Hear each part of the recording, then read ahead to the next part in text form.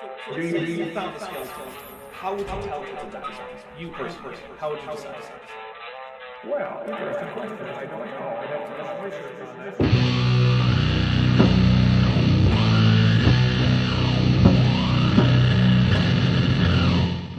Hey there, YouTube, the Dapper Dinosaur here. I'm taking a bit of a risk here in that I'm going to be looking at a talk given by Bodie Hodge of Answers in Genesis, and that was published on their channel. It's a bit of a risk because, as you probably know, AIG is a bag of dicks who like to issue false copyright claims of fair use videos incorporating their work, all while themselves relying on fair use. As a result, I'm sure I'll have to wait months before any ad revenue comes in from this video, and it may well suffer in the algorithm for it. So I'm going to ask you now that you like this video, leave a comment, share it with people you think might like it, and importantly, watch another video of mine after this. YouTube likes to make it hard to grow a channel, and I need your help to make sure mine keeps going. All that said, Bodie here is going to tell us why it is that we can be reasonably assured that humans and non-avian dinosaurs lived together in the recent past. And yes, the only past he thinks existed would be recent, since he's one of those guys who thinks that the world is only about 6,000 years old, which is on about the same level as thinking it's flat or the center of the universe. Now, Bodie's audio wasn't as bad as much of what I've had to deal with on this channel, but for some reason his volume levels are very inconsistent. While editing this, I've tried to level them out a bit, but this also results in the audio quality varying a bit. I hope I've reached an acceptable compromise between okay quality and relatively even volume for his parts. Well, let's see what he's got for us. Is there any evidence that confirms man and dinosaurs lived together? Here's one out at Havasupai Canyons. That's a bird. Here's one out at Natural Bridges National Monument. That's not even one drawing. Here's another one out at San Rafael Swell in Utah. That's two people and either a river or a snake. I think it's a river. Here's one up at Lake Superior in Canada. That's a water panther. There are no dinosaurs that look like that at all. Over in Angkor in Cambodia. That's a mammal with a floral pattern background. The Ishtar Gate in Babylon, built by order of Nebuchadnezzar. It's got a reptilian tongue, scales, hip structure so that it raises its body up off the ground. By technical definition, that's a dinosaur right there. Bodie just doesn't seem to know what the technical definition of a dinosaur is. And that's a chimera made of a snake head with buffalo horns, lion forelimbs, eagle hind limbs, and a snake-like tail. That's not any dinosaur. Wow, we're just at the start of this, and already it's about as dumb as it possibly could be. Now, I'm sure he'll bring up all these things again, and when he does, we'll go into more detail. You know, horticulture talks a lot about dinosaurs. And I love the subject of dinosaurs. When I was a kid, I grew up with dinosaurs, just having a heyday with them. I was heavily influenced by certain books, particularly kids' books, on dinosaurs. So I was influenced not by the Bible on dinosaurs, but actually by the world on dinosaurs. Given that apart from a few birds, the Bible doesn't mention dinosaurs at all, that's not surprising. It also doesn't mention house cats. Go ahead and check. In the whole of the Protestant Bible, there is not a single mention of a house cat. Sure, there are lions in there, but no house cats, despite certain archaeological evidence that cats were domesticated before the Bronze Age and were basically coextensive with humans by the time the Bible was written, in the Iron Age through early antiquity. So if I had Mr. Hodge here to answer my questions, I would ask him whether he got his information about kitties from the big scary world that, has cats in it and knows things about them, or from the Bible, which has nary a word about them. Even if we accept that the Bible is a source of knowledge about the things it talks about, clearly there are things that simply aren't mentioned in it, like cats, the moons of Jupiter, and non-avian dinosaurs. Many of you might have been as well.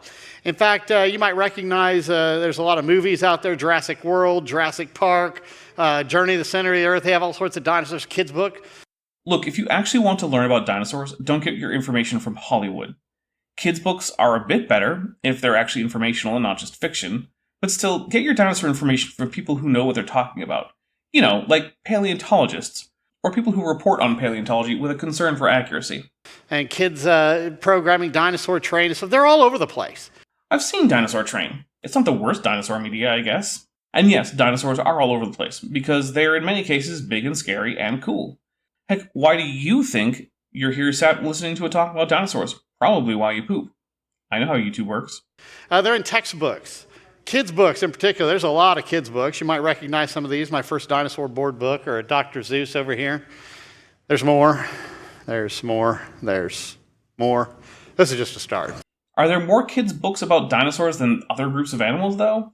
I don't know, but I could probably put together 74 children's books about, say, dogs, which is the number of dinosaur books we were shown.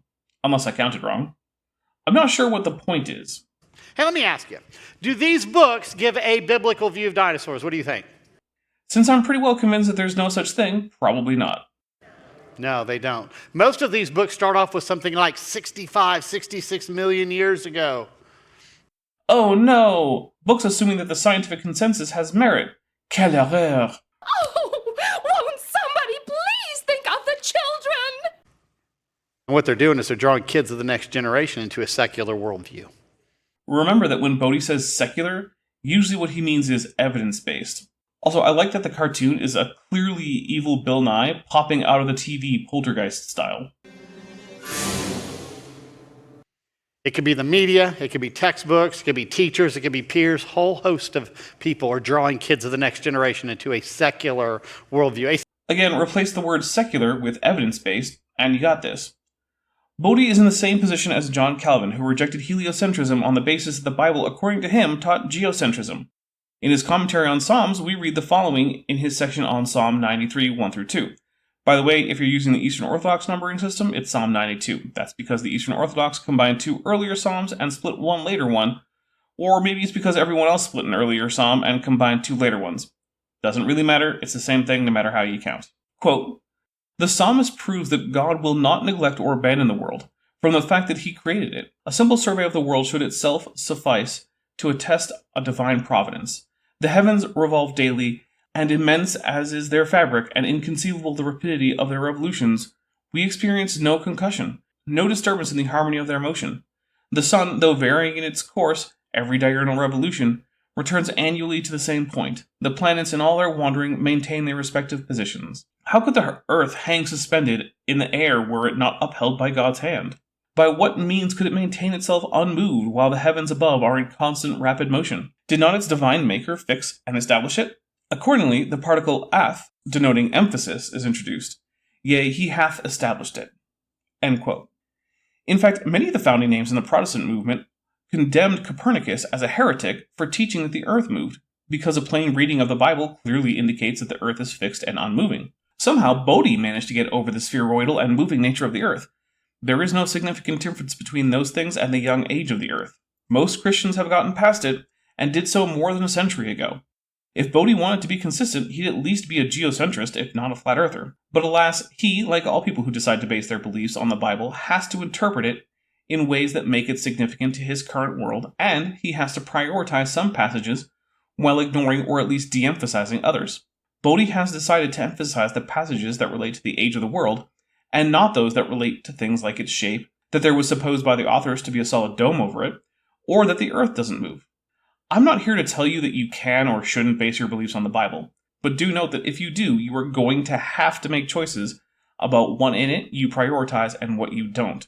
Are you going to prioritize the condemnation of male same-sex intercourse and deprioritize the restriction on shellfish so that you can go on a homophobic rant over a lobster dinner?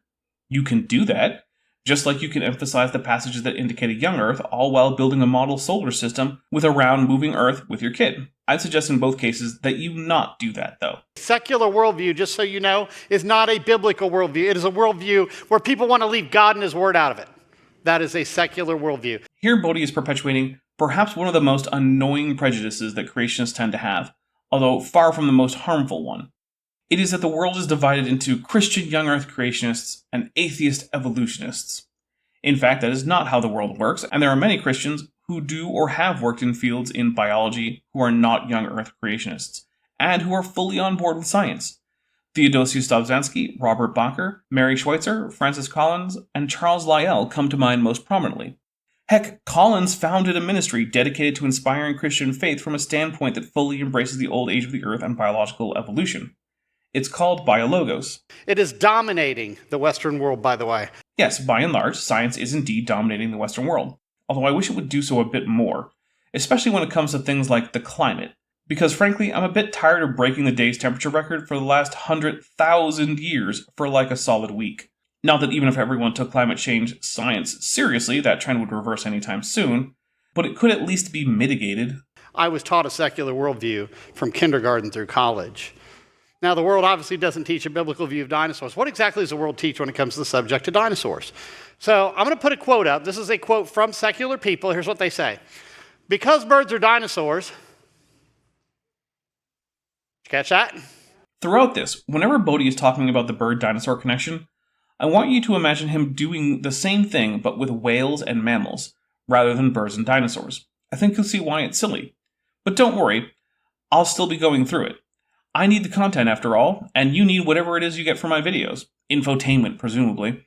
Or just something to listen to while on a long-haul truck drive, having lunch, or on an airplane, or again, on the toilet. By the way, if you're doing one of those things, let me know in the comments when it's safe to do so. That's what the world's teaching. Now, 20 years ago, if I would have said this, that would have been kind of a shock to some people. Yeah, and if you told someone 280 years ago that whales were mammals, that would be shocking too. Turns out people learn things. Shocking. I know. But nowadays, most people just sit there like, oh, wow, yeah, that's what the world teaches. Because we see it on movies, and we see it in textbooks, we see artist illustrations of this all the time. That's how most people are for most things. You don't have time in a human life to become an expert with well-reasoned and evidenced beliefs on everything. So for most things, most people simply accept the conclusion of experts and move on. But if you really care about those conclusions, the information is available to be interrogated.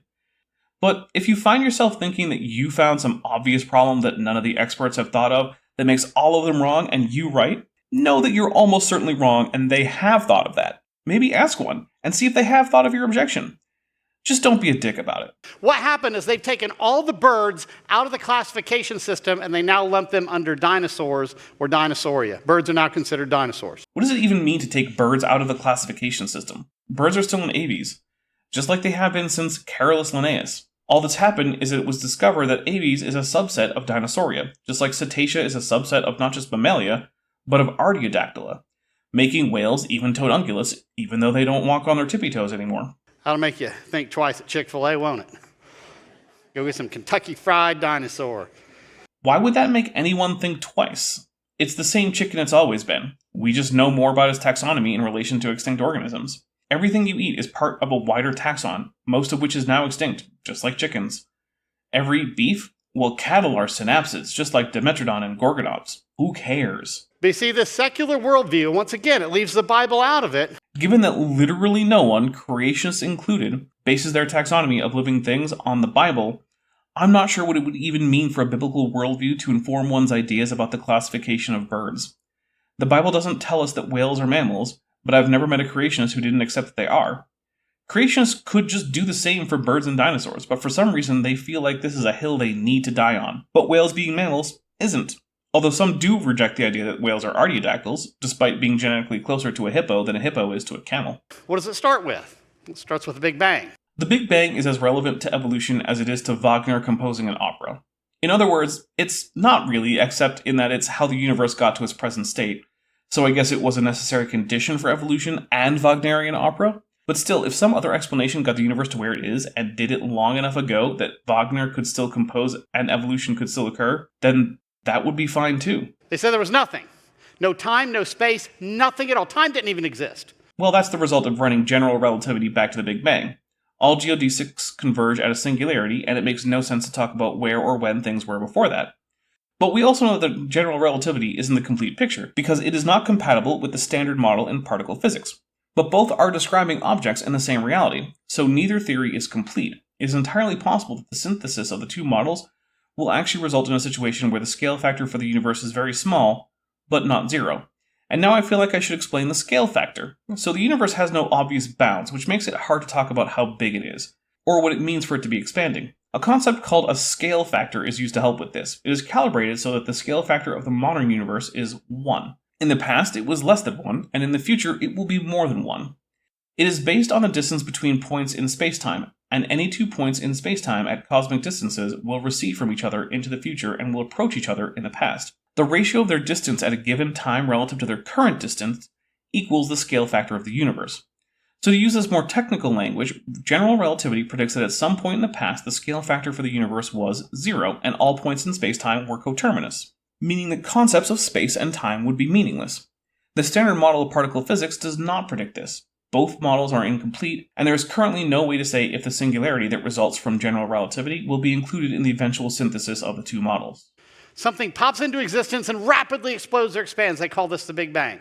They claim this happened 13 to 14 billion years ago. I've seen calculations that put it as high as 30 billion, others as low as 8, but I would say most today put it between 13 and 14 billion years. By the way, having widely varying estimates in the past that then converge on a more constrained number like 13.77 billion years is what we expect science to do when it's honing in on the right answer. At first, measurements are crude and have a wide margin of error. As we learn more and develop better techniques and technologies, we get more precise measurements. On the other hand, we have things like where the flood boundary is in flood geology and young Earth creationism, where there is no consensus, and there has never been one, and there's no indication that a consensus is anywhere on the horizon. Fake geologists like Andrew Snelling and Timothy Clary aren't honing in on a single answer. They're locked in an interminable debate. This is what happens in pseudoscience, because, the whole thing is wrong. As the story goes, you get the stars about 10 billion years ago. They say the Earth was molten about 5 billion years ago, cools off. They say we get the first ocean somewhere in the neighborhood of about 3.8 billion years ago. Of course, these numbers tend to vary every year. But do they vary with no directionality, or are they honing in on a particular value? It's the latter, which again is a sign that the people involved in these things are doing good science. It will never cease to amaze me the degree to which creationists and other pseudoscientists will denigrate the normal and necessary process of doing real science. Science doesn't simply start out with a conclusion that is unchanging with set measurements that are inviolate. It goes where the evidence points, gathers data through measurement techniques with known limitations, and scientists as a rule try not to make conclusions that are not warranted by the available evidence. Anytime a creationist tells you how much they love science, see how they feel about the fact that early estimates of things like the age of the Earth, the universe, or the oceans were wider in the past. If they complain about that like it's some kind of problem for science, then they do not love science, even though they might think they do. Then they say random processes came together and formed the first life. No, those processes would have been chemical, and by and large, chemistry is not a random process. That's why we can use math to explain it, measure, and predict chemical reactions. Now, some aspects of the origin of life would surely have been contingent in various ways on more or less stochastic aspects of the formation of Earth and its weather and geology and whatnot. But to simply characterize the whole process as just random is a grossly inaccurate thing to do. And it evolves further and further to where you see a dinosaur on my head.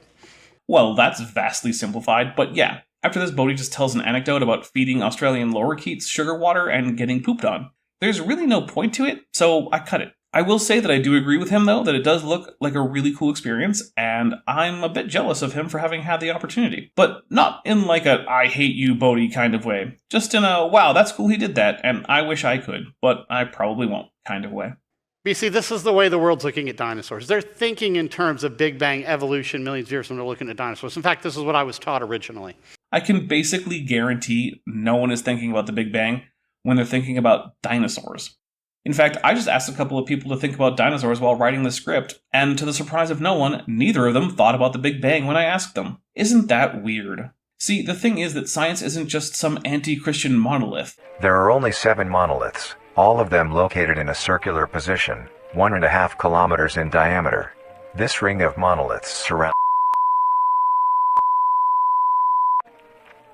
The monolith is a Titanic-sized being, measuring roughly 120 meters in height.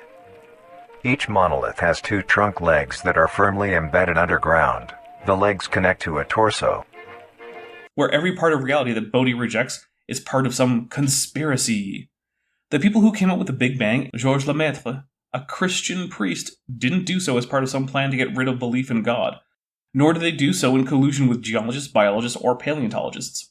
Likewise, the people who did the radiometric and stratigraphic dating of the rocks of the Earth did not do so in collusion with evolutionary biologists or astronomers. The fact that all these aspects of science line up to give a coherent account of the deep past is simply evidence that each of these parts of science are independently arriving at accurate conclusions about the past.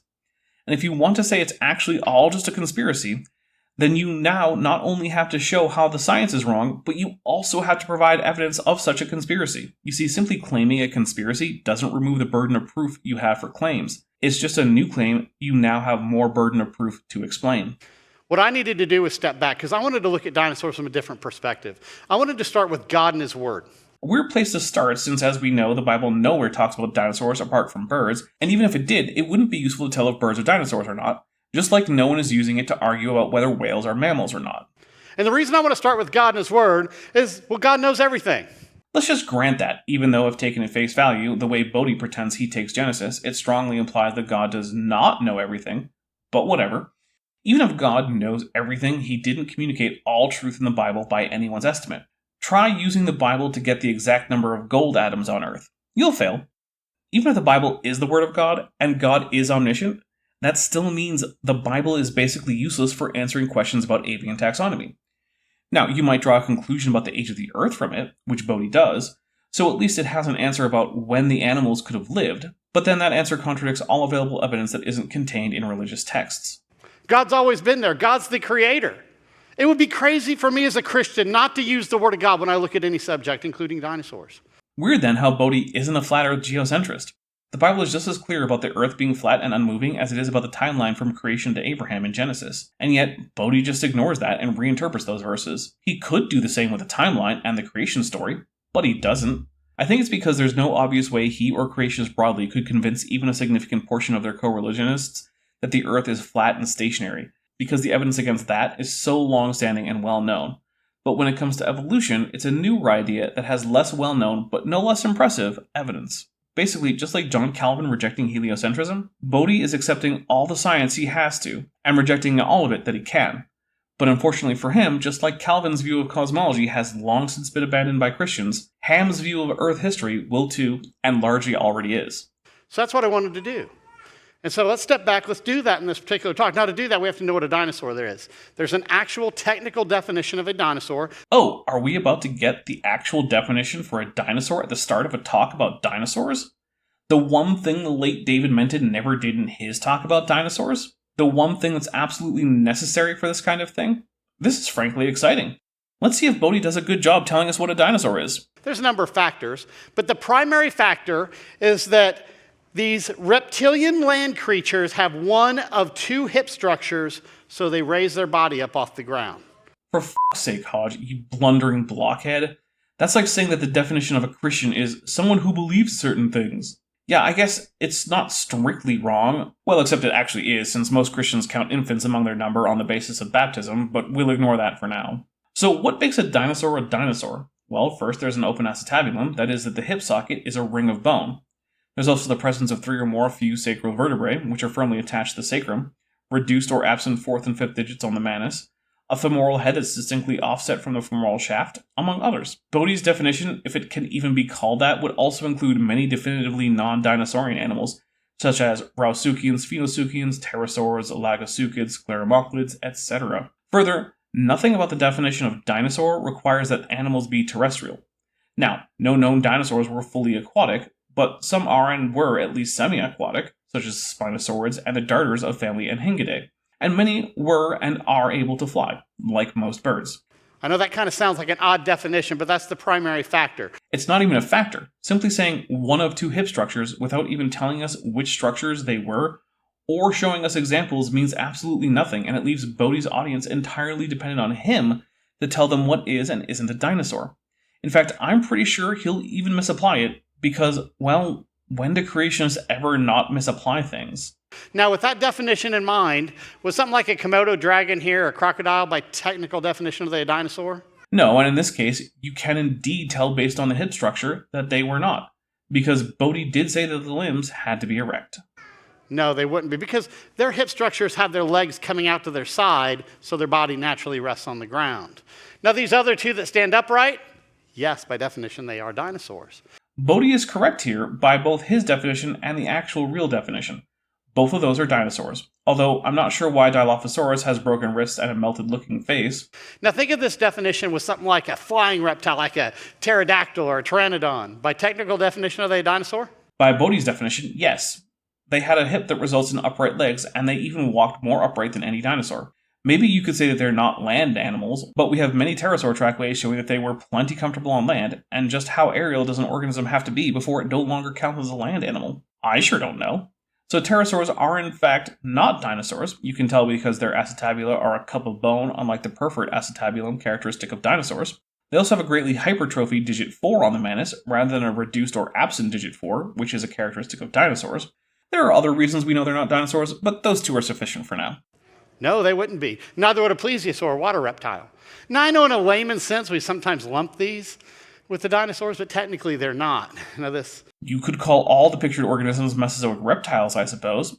And if a kid called a plesiosaur a dinosaur, I wouldn't really find that all that objectionable. Baby T-Rex with a sauropod. Yes, by definition, they are considered dinosaurs. Now, if we're going to look at dinosaurs from a biblical viewpoint, the other thing we need to know is the Bible, right? Yeah.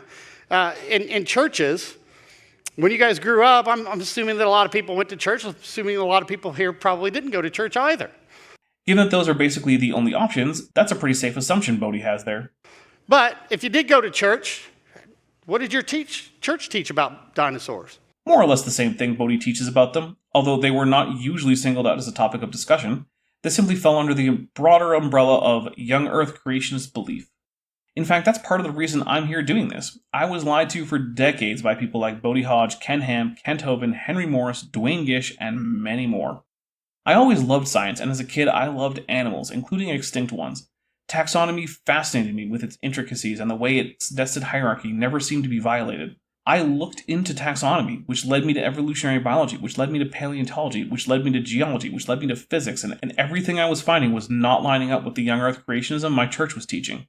Now, I don't want to pretend that abandoning young Earth creationism caused a basic change in my religious belief. It did not. I attended that church for several more years after abandoning young Earth creationism. I will not disclose my current religious affiliation, but suffice it to say that it has changed since that church, and that change had little to nothing to do with evolution. It was also not the only problem I had with that church's beliefs and practices. I guess the point I'm trying to make is that churches teaching young Earth creationism is not something that will keep people in the church, nor is accepting science something that will drive people out of the church. Religious affiliation is more complex than that, and Christianity does not stand or fall on science and nihilism, in my opinion. Nothing. That's what my church taught. We taught nothing. I got saved when I was 9 years old. It's not really relevant, but the phrasing "I got saved at" followed by an age or year or some other timestamp is just weird to me. I know that kind of thing is common to much of evangelical Protestantism, but it's alien to most of Christianity, in which salvation is a process of becoming closer and closer to God through both faith and practice. Things like fasting, prayer, almsgiving. It always stands out to me just how far outside the historical mainstream of Christianity Bodie's version of the religion really is. I point this out mostly because evangelicals like to assume that they are the default for Christianity, when in fact they are a fringe minority both at present and when regarded in terms of history. My parents sent me to a state school assuming that what was being taught at the state school did not conflict with the Bible. Weird assumption, given that the Bible, as Bodie interprets it, is definitely wrong about most of science and a lot of history. And public schools are generally required to teach only things that are well evidenced, and are also generally required not to teach things that are verifiably false. Or at least they were until red states decided that maybe they just ignore historical racism and pretend that slavery was great because some people learned carpentry or something. I'm looking at you, especially Texas and Florida. Get your acts together. They didn't realize I was being taught an entirely different religion at school. I doubt that he was taught another religion, since promoting a religion in public schools has been illegal for longer than Bodie has been alive in the United States, which has a pretty strict rule on the government not promoting any specific religion, or even religion in general. Now, I know Bodie would like for the government to promote right-wing Christianity, either as a hegemonic influence or as an actual theocratic institution, but it currently isn't, and neither is it promoting any other religion in that way. Now, I want you to understand something. That's a significant point. The Bible has been kicked out of state classrooms, for example. No, it hasn't. It's just not a source of history or science. But it's still read as literature and in classes about comparative religion. Further, students are allowed to read Bibles as long as they are not currently in a class that does not involve the Bible, and that they are not disrupting the learning of other students. Also, to my non-American viewers, I apologize, but since Bodie is so parochial in his thoughts, I'm having to base most of this bit of the script around the United States. I recognize that the status of the Bible, public schools, and established state religions is not the same around the world, but since Bodie isn't about to talk about the Church of England or Buddhism in Cambodia, I'm going to keep my comments restricted to the context of the United States, for now. But I want you to realize, religion has not been kicked out. They kicked Christianity out, but they replaced it. Ooh, with what? Are public schools promoting Islam, Rastafari, Buddhism, Baha'i, maybe just the wrong version of Christianity?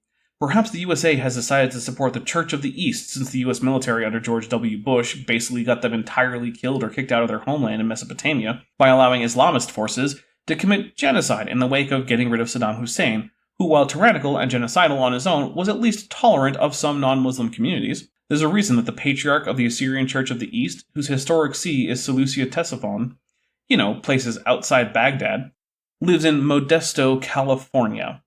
And yeah, I share some responsibility for this because I was stupid enough to join the US military and support the war in Iraq that resulted in this genocide. Okay, sorry, that may have just been a rant about US military aggression and its unintended consequences designed to give me an excuse to not listen to Bodie for a while.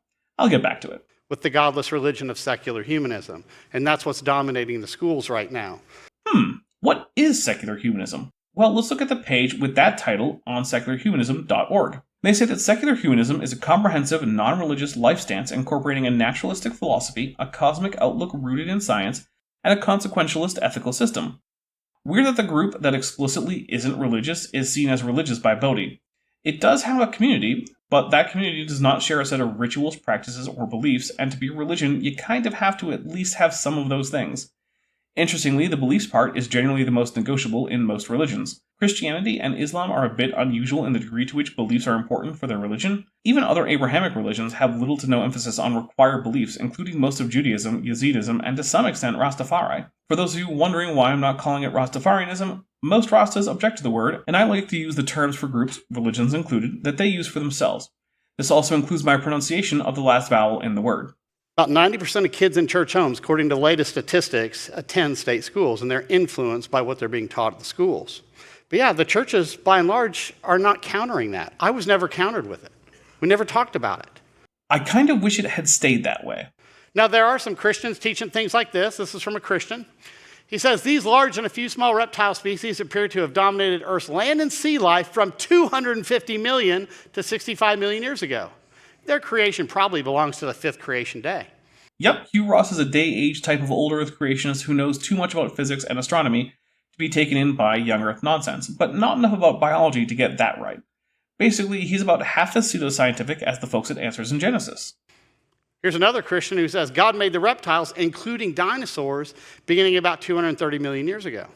I have no clue who Don Stoner is, presumably some guy who wrote a book about old Earth creationism more than 2.5 decades ago. I do find it amusing, though, that the subtitle to his book, A New Look at an Old Earth, is What the Creation Institutes Are Not Telling You About Genesis, and that the foreword is by Hugh Ross. I think AIG is still a bit butthurt about him and his book, and I find that amusing. I'm sure I disagree with Mr. Stoner on plenty of things, but I appreciate that he's still triggering this bag of dicks more than 20 years later. I could only hope to be so lucky. So what are these guys doing? They're going out there and they're borrowing from the world's ideas and interpretations of dinosaurs, and they're trying to mix it with their Christianity. Imagine trying to make your beliefs correspond to physical reality.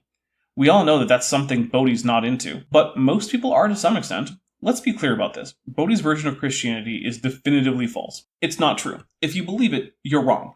What Ross and presumably Stoner are trying to do is fix that. They're trying to help people like Bodie. I think that in rejecting the basics of biology, they are doing what could charitably be called an incomplete job. But relative to Bodie, they're the ones that are actually fighting for Christianity. If Christianity is to even be possibly true, then it can't contradict reality as it is known to be.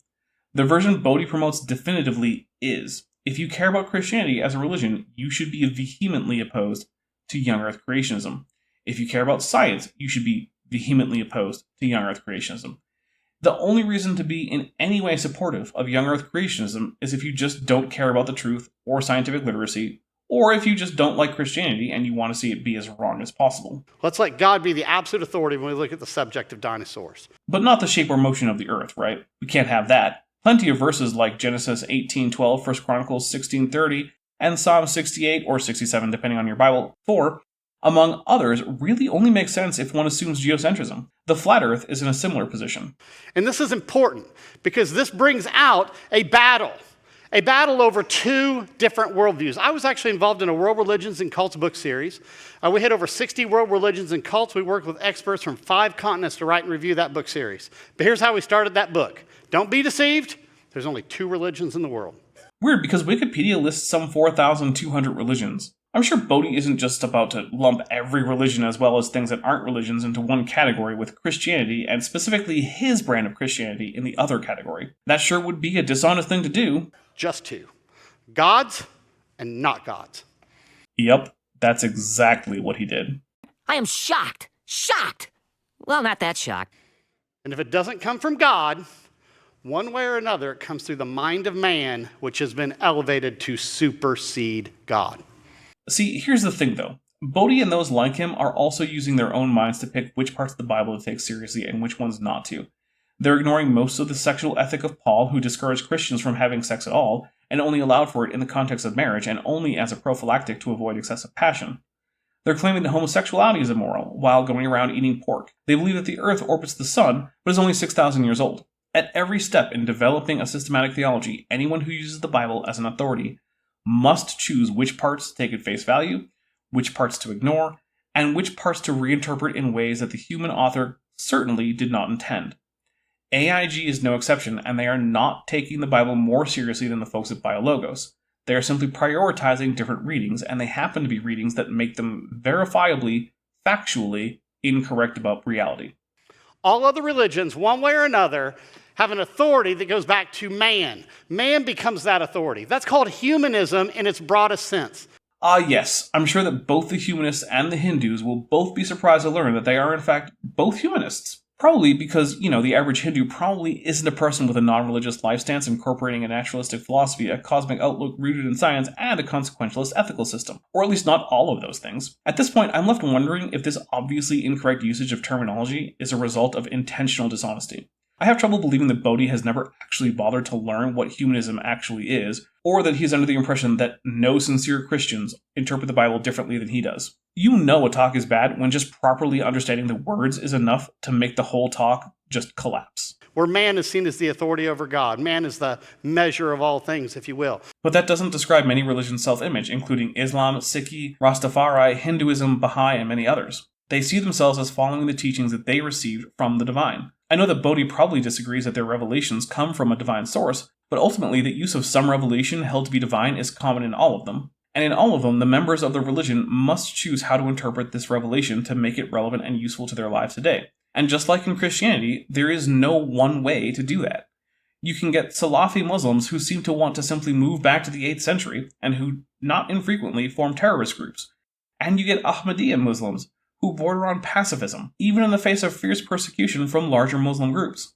In the same way, you get Christian identitarians and groups like the KKK, who read racism into texts composed before the modern idea of races was even invented, and are often violent towards Christians and others who do not adhere to their idea of white Christian supremacy. But on the other hand, you get Quakers, who are largely egalitarian pacifists. There are openly black supremacist Rastas. There are those who welcome all people and are ready to feed anyone a nice vegetarian and usually homegrown meal. Christianity is not special in this regard, and if interpreting the text with one's own mind is putting the mind of man over the mind of God, then Bodie and the rest of the Answers in Genesis staff are doing it no less than anyone else. Unless God physically decides to declare to everyone exactly which books are authoritative and exactly how they're to be interpreted, that's how it's going to remain. So far, God has not done so to my knowledge. All other religions, whether it's Hinduism, New Age, whether it's secular humanism, whether it's atheism. Atheism is even less a religion than secular humanism. Atheism is simply one answer to one question, that being, does one or more gods exist? It doesn't have a community of believers with a shared tradition, practice, or rituals. It is also compatible with various different actual religions like Satanism, Judaism, Neo-paganism, and Buddhism. Whatever religion, one way or another, man's ideas have been used to take people away from God and His Word. Remember when this was about dinosaurs? You know what never really shows up in dinosaur paleontology literature? Questions about whether the scientists or readers should be theists, and if so, what flavor. It's almost like Bodie isn't actually concerned at all about science. Now, in our Western culture, the secular forms of humanism are what are dominating. I.e., the non-religious forms, which is what secular really means, not associated with religion. Hard to see how that's a religion. Anytime you see something like Big Bang, millions of years, or evolution, these are subsets to the secular forms of humanism in the same way that creation, the fall, and the flood are subsets to the religion of Christianity. Okay, so secular humanism, despite, explicitly not being a religion, but an a-religious philosophical and ethical framework, has subsets of Big Bang, millions of years, and evolution. And creation, the fall, and the flood are subsets of Christianity. So there are Big Bang secular humanists and there are evolution secular humanists, but they don't cross over. And similarly, there are Christians who believe in the fall and others who believe in the flood, but there aren't Christians who believe in both. That's how subsets generally work. Maybe Bodie should have said that these are aspects of secular humanism and Christianity, except that you can believe that there are no gods, be a naturalist, accept a consequentialist framework, and reject the Big Bang, millions of years, and evolution. It's unusual, but it can be done. Similarly, Christians can embrace all of those things. It's frankly amazing how bad AIG are at this. It's like they're not really concerned about being right or even making sense. They only care about keeping their flock in the fold and therefore giving them money. It's a battle over two religions. I've had people say, oh, but Bodie, this is science. No, it's not science. Yes, it is. You don't have to like it. It doesn't even have to be right, but it's definitely science. Science is an investigation of the natural world and how it operates naturally that is based on empiricism, falsification, and reproducibility. Evolution, the age of the Earth, and the Big Bang are all of these things. But so were the luminiferous ether and the phlogiston theory once upon a time. Similarly, if Bodie can use the tools of science to show that the Big Bang, billions of years, and evolution are in fact false, then he can overturn them as the reigning scientific paradigm, as happened with ether and phlogiston. The fact is, though, that Bodie can't do that because he has no evidence. At most, he has lies and logical fallacies. I have a bachelor's and master's degree in mechanical engineering. I specialize in material science. I developed a new method of production of submicron titanium diboride. That was English, by the way. Fun fact, material synthesis expertise doesn't mean that you're an expert on dinosaurs, evolutionary biology, cosmogony, or geology. Here's what I can tell you about science. It is observable and repeatable. Which is why evolution, radiometric dating, and cosmology are sciences, and creation is not. The former make predictions, can have empirical data gathered, and can have experiments and observations repeated and checked. God creating the universe makes no predictions, since he's omnipotent and therefore nothing about the world could be excluded from his ability to make the world that way. This creation event leaves no empirical data to indicate that it happens, and nothing about the idea can really be checked in a way that simply overturns it. Has anyone ever observed or repeated the Big Bang? No. Actually, yes, the Big Bang is an ongoing phenomenon that is observed every time one looks into the sky. It also predicted the existence of the cosmic microwave background radiation, including its wavelength. It also explains things like the distribution of matter into superclusters, clusters, and galaxies. The observations that suggested it can still be made, and it continues to make predictions that can be checked. Can we directly observe t equals 0? Not any more than we can observe any past event. But past events leave evidence and can be investigated scientifically. Anyone ever observed or repeated millions of years? Yes, every single observation of another galaxy is an observation of things going on millions of years ago, and measurements of age can be cross-checked, repeated, and can be used to make successful predictions about things like where to find certain fossils or fossil fuels. No. Anyone ever observed or repeated the changing of a single-celled organism like an amoeba into a goat?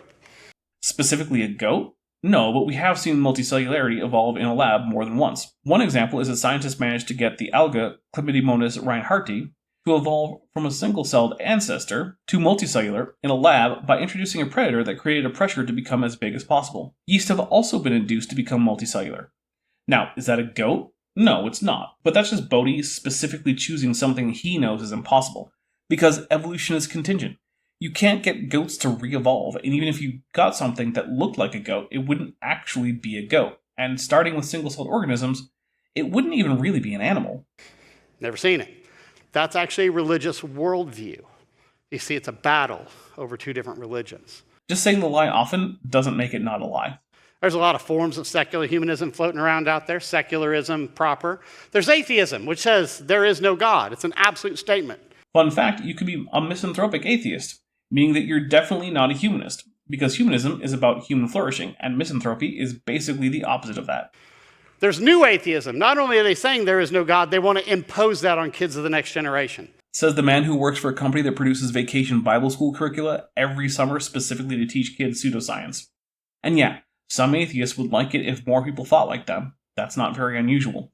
Many people try to spread the ideas they think are important, Christians not least among them. I generally don't have a problem with attempting to persuade people that you're right and that their ideas are wrong, provided that you don't use coercion to do so, and that you respect people who don't agree with you and don't find you persuasive, as well as accepting the choice of people who choose not to engage with you on a topic. I know there are others who disagree with me, and guess what? That's okay too.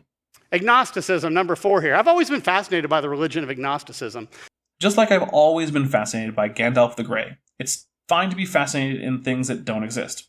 Just like with atheism, agnostics can be of many religions or none, because agnosticism is simply another answer to the question, does at least one God exist? It's a religion that says you can't know if God exists. No, that's specifically strong agnosticism. Those who simply do not themselves believe either that a God does or does not exist, but hold open the possibility of being convinced either way, and even having knowledge either way, are still agnostics. But if you look closely at that religion, you can't know if knowledge exists either. Knowledge is justified true belief. Agnosticism does not remove the possibility that propositions can be true, can be believed, or that such belief can be based on good reasoning and evidence.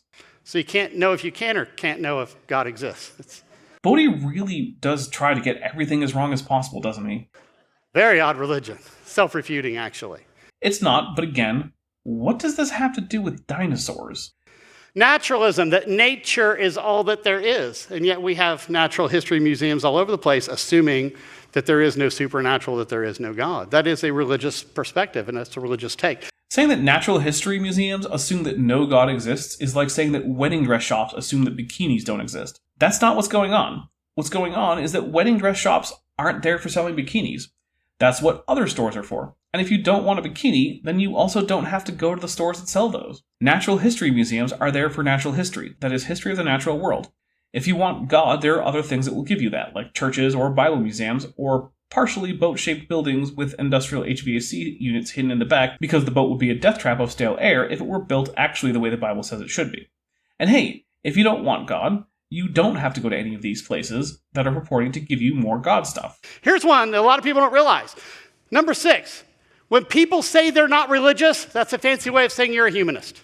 No, it's not. You could be a nihilist or a misanthrope and be non-religious. You could also prefer a Kantian or virtue ethic framework for your moral philosophy, which again makes you not a humanist, since that requires a consequentialist ethical framework. I myself can't be a humanist because I find consequentialism to ultimately be incoherent, because I can't find a way to measure or weigh utility between individuals. So I tend to have a more Kantian framework myself, in which a goal for morality must be decided on, but once that is done, objective imperatives in line with that goal can be derived. In my day-to-day life, I try to take a lot of my actions from a virtue ethics framework. In other words, I strive each day to be the kind of person I can be happy about being through things like kindness, compassion, and generosity. I certainly fail sometimes, but either way, it puts me technically outside of humanism by most definitions. Note that I'm not here trying to get you to abandon consequentialism. I'm not here for that. Just like natural history museums aren't here to teach you about God, whether the people running them believe there is a God or not. You are religious because you've already rejected God and His Word. Looking at a particular religion and saying no thanks isn't a religious stance. It's compatible with various religious stances, but it's not enough to be a religion on its own. You see, it is a religious position. A lot of times they just don't realize what religion they really are, but there's hosts of forms of it. What gets me is when Christians say, but we can take some of this religion, maybe the Big Bang, maybe the millions of years, maybe some of those evolutionary ideas, and just bring it over and mix it with our Christianity. Well, I'm not going to keep beating this dead horse that these aren't religions, but also Christianity has always done this. Just the Gospel of John borrows heavily from Greek philosophy, such as the idea of the divine logos, which started with Heraclitus, and then became a big part of Stoic philosophy, and was then taken up by Neoplatonism, only to then enter into Christianity, in which the logos, which throughout Greek philosophy is the organizing principle of the world, is identified with Jesus as a divine figure that pre-exists the universe and exists with God. But further, basically the entirety of Western Christian theology is built upon Aristotelian logic. Lastly, I feel compelled to point out that Bodie has already adopted things like heliocentrism into his Christianity, which are certainly not found in the Bible and in fact contradict the plain meaning of the Bible. We should not do that. When people start to do that, something has to give because they don't mix. And usually what happens, Christians start giving up the Bible. I know, it's terrible. Just look at how many Christians think the earth moves, or who don't believe in the firmament, or the cosmic ocean. They start saying, well, maybe a day doesn't mean a day. Well, maybe those evenings and mornings are not really evenings and mornings. And maybe he set the earth on its foundations, it can never be moved, really means he set the earth in orbit spinning like a top while whizzing around the sun. Maybe the sun was made on day 1, not day 4, like the Bible says. Maybe Adam and Eve didn't exist. Maybe there was no global flood. Oh, there definitely was no global flood, that's conclusive. Further, the global flood as described in Genesis is literally impossible. But can we get to the dinosaurs, please? I want to talk about dinosaurs, not religious philosophy or whatever. I came for scientific claims. Do you realize all 5 things that I said right there are being taught in Christian colleges and seminaries across this country and across the Western world? It's shocking to think that. There's nothing shocking about the idea that most Christians aren't science deniers. In fact, that's to be expected. It would be weird if the opposite were true. We need to get back to the Bible. Now, to get back to the Bible, to look at dinosaurs, we need to know what the Bible says. Finally, dinosaurs. It's been 84 years. What we've done here at the ministry, we have what we call the 7 C's of history. Don't let them scare you. The museum out here is actually set up on the 7 C's of history. They're just milestones throughout the Bible. Creation is at the beginning, consummation is at the very end. Let me run through these. Some of you may know them. Some of you, this may be brand new to you. Just milestones. Creation. God created everything in 6 days and he rested on the 7th day. Let me ask you, is that too hard for an all-powerful God to do? Presumably not, but I don't think anyone's objection to young earth creationism is that it's incompatible with an omnipotent creator. It's that the story creationists believe in is physically impossible given what we know of the world, and for it to be true, God would have to be a deceiver, which, unlike agnosticism, actually does result in knowledge being an impossibility. No, it's all too easy. And why did he do it? The Bible actually tells us why he took so long to do it. He did it as a basis for our work week. Work 6 days, rest for a 7th. So God created the world in 6 days, then rested despite not needing to, so he could set up a 7-day work week, which was only adopted into Hebrew practice from the Babylonians, along with, most of the rest of the creation story, which significantly postdates the Mesopotamian myths of creation and the flood. Later on, we end up with the Lord's Day when Christ resurrected, and so therefore we end up with a weekend. I want you to understand a weekend is a Christian holiday. Not really. The 2-day weekend is basically an invention of American and British factories that employed both Jewish and Christian workers and found it easier to simply not have workers come in on either's day of worship, and to try and run the factory on a partial crew. This was popular and also became a common demand from labor unions. It's not like the weekend, as we now understand it, sprung into existence in the 1st century. The world likes to borrow that from us, but that's a Christian thing. I mean, it's an Egyptian thing that became a shorter Babylonian thing, that became a Hebrew thing, that became a Jewish and Christian thing separately and in different ways, then got combined into a secular thing by factory owners, then became a union thing, that then became a basic labor practice thing. But it was a perfect creation. That's what we expected from a perfect God, is a perfect creation. A perfect creation in which 2 people who don't know the difference between right and wrong are told not to eat a delicious fruit that's right next to them. If this is literal, then I have to question how anyone can think of God as all good and all-knowing. I think that's enough for today's video, though. Next time we'll hear more about how amazing Genesis is for bad reasons. Well, if you enjoyed this video, hit like and tell me in the comments. If you didn't, feel free to hit dislike and tell me what the problem was in the comments. Either way, please remember to subscribe and hit that bell icon so you're always notified when I have more content. I'm the Dapper Dinosaur. Hey, before you leave, I just want to take a second to thank my patrons and channel members, especially those pledging $20 or above. Ben Tovind, Tapioca Weasel, Whispers, Elron Teller, Phil Ravara, Ian Chen, Kelvin Brostick Van Manen, Landon Knoll, Mabbity Babbity, Monkey They Them, Mrs. Speckcinder, Sphincter of Doom, and the Venerable Bede. It's because of my channel members and patrons whom you're seeing on screen that this channel can stay afloat. Without you, it would all shut down. If you want to join the team, there's a link to join the channel below this video, and there's a link to join the Patreon in the description. On the Patreon, you can get a 10% discount for pledging annually, and either way, you get early access to virtually all of my scripted videos, often 3 to 5 months before they come out for the general public. Thanks for watching.